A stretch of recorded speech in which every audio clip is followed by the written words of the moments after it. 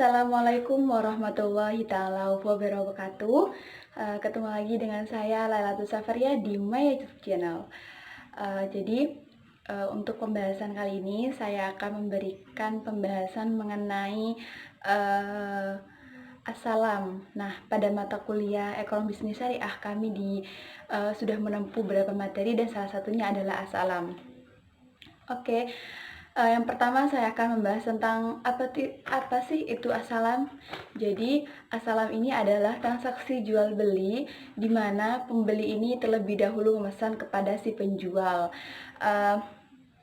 dan pembayarannya itu dilakukan secara tunai pada saat akad sudah disepakati dengan syarat-syarat tertentu. Terus yang kedua, apa sih itu landasan hukum dari As-Salam?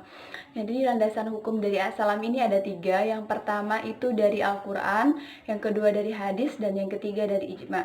Yang pertama dari Al-Quran. Nah, pada surat Al-Baqarah ayat 282 yang artinya bahwa hai orang-orang yang beriman, jika kamu bertransaksi atas dasar hutang, hendaklah kamu menuliskannya. Nah, tujuan dari menuliskan hutang tersebut yaitu agar bisa dipertanggungjawabkan nantinya. Jadi semisal si penjual tidak memenuhi janji, jadi si pembeli bisa mengadukan atau membatalkan kontraknya gitu. Terus yang kedua itu dari hadis. Yang pertama diriwayatkan oleh Ibnu Abi Al-Majalidi. Terus yang kedua diriwayatkan oleh Ibnu Abbas. Terus yang ketiga ada ijma' atau kesepakatan ulama. Nah, di sini kesepakatan ulama ini dikutip dari Munzir yang mengatakan bahwa semua ulama ini sepakat bahwa jual beli As-Salam ini memang diperbolehkan. Selanjutnya rukun dari As-Salam. Rukun dari As-Salam ini ada 3. Yang pertama penjual dan pembeli, yang kedua objek akad, dan yang ketiga itu ada ijab kabul. Selanjutnya apa sih ini yang paling penting ya? Ini syarat-syarat dari As-Salam. Syarat-syarat dari As-Salam yang pertama tentang ketentuan pembayaran. Nah, alat bayar itu harus jelas jumlah dan bentuknya. Misalnya nih, kita mau alat bayarnya pakai uang. Nah, di sini uang ini diketahui jumlahnya berapa gitu, sesuai dengan harga yang sudah ditetapkan. Yang kedua, pembayaran dilakukan pada saat kontrak disepakati, atau dengan kata lain pembayaran ini dilakukan di awal muka. Jadi pada saat pembeli sudah memesan barangnya dan sudah terjadi kesepakatan keduanya, barangnya itu mau diambil kapan dan gimana, itu baru si pembeli ini menyerahkan uangnya. Jadi diserahkan di muka dulu uangnya. Selanjutnya yaitu pembayaran tidak boleh dilakukan dalam pembebasan hutang, karena ini berbeda ya dengan istina'. Kalau istina' itu kan pembayarannya itu boleh dicicil, boleh di awal, dan boleh di akhir. Sedangkan untuk As-Salam ini pembayarannya ini dilakukan secara tunai di muka gitu. Terus yang kedua, ketentuan tentang barang. Nah, di sini harus jelas dan dapat diakui sebagai hutang. Yang kedua, barang tersebut itu harus jelas dan dapat dijelaskan secara spesifikasinya. Yang ketiga, waktu dan tempat penyerahan barang ini harus disepakati. Misalnya waktunya itu kapan sih barang itu mau diambil, terus tempatnya di mana kita mau ngambil barang itu, apakah mau diantarkan atau kita mau yang jemput gitu.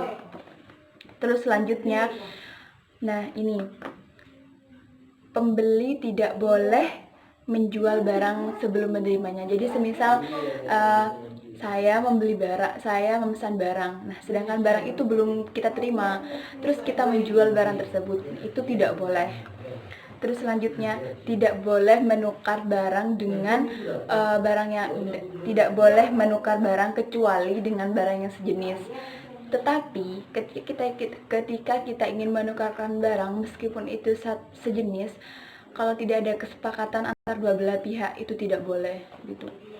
Selanjutnya yaitu pembatalan kontrak. Boleh kita antara pembeli dan penjual, antara pembeli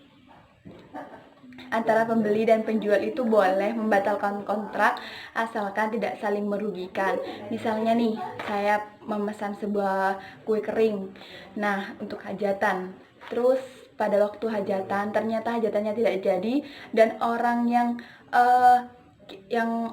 penjualnya atau orang yang saya pesan ini belum membuat dan belum membeli bahan-bahan, itu kan sama-sama tidak merugikan, itu boleh. Terus perselisihan, nah semisal terjadi perselisihan antara penjual dan pembeli, ini diselesaikan dulu melalui badan arbitrasi syariah. Nah jika sudah tidak bisa melalui badan ini, maka dilakukan musyawarah antara kedua belah pihak. Asalam ini mau dilanjutkan atau mau digimanain, jadi dimusyawarahkan terlebih dahulu. Selanjutnya hal-hal yang membatalkan asalam. Nah hal-hal yang membatalkan asalam ini ada 4. Yang pertama, barang yang dipesan tidak ada pada waktu yang ditentukan. Misalnya sudah pada tanggal 6 Mei. Nah, sedangkan pada tanggal 6 Mei ini barang ini sangat dibutuhkan sekali oleh saya. Terus pada waktu tanggal 6 Mei ini ternyata barangnya itu tidak ada. Nah, itu batal hukum asalamnya dan kita sebagai pembeli kita boleh meminta uang kita. Itu pun jika barangnya belum ada sama sekali. Kalau barangnya masih dalam proses, kita bisa kita bisa melakukan negosiasi dengan si penjualnya. Terus yang kedua, barang yang dikirim ini cacat. Misalnya nih saya memesan onde-onde, terus onde-ondenya rusak atau apalah, atau jamuran atau ini. Jadi itu boleh kita membatalkan asalamnya. Tetapi pada saat awal kontrak ini sudah dijelaskan ya, spesifikasi barangnya ini sudah dijelaskan, barangnya seperti ini. Jadi pada akhir ini barangnya itu harus jelas dengan yang sudah kita mendapatkan penjelasan dari si penjualnya. Selanjutnya yaitu barang yang dikirim itu kualitasnya lebih rendah. Jadi semisal pada waktu menjelaskan di awal ini barangnya bagus gini-gini, tetapi pada saat kita mau mengambil barang kita yang sudah kita pesan, ternyata barangnya ini kualitasnya itu lebih rendah.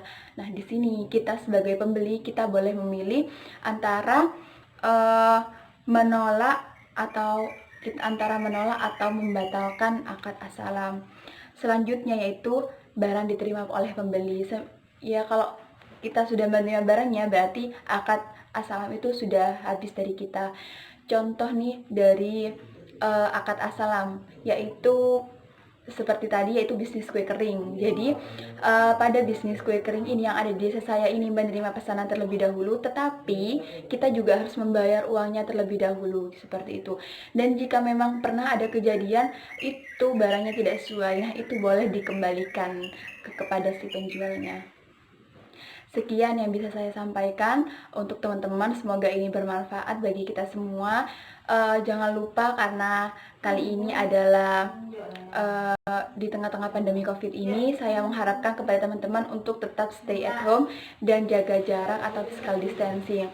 Semoga kita diberikan kemudahan oleh Allah Subhanahu wa Ta'ala untuk mengatasi masalah wabah ini. Jangan lupa ketika teman-teman sudah menonton video ini untuk like, komen, dan subscribe. Kurang lebihnya saya mohon maaf. Wassalamualaikum warahmatullahi wabarakatuh.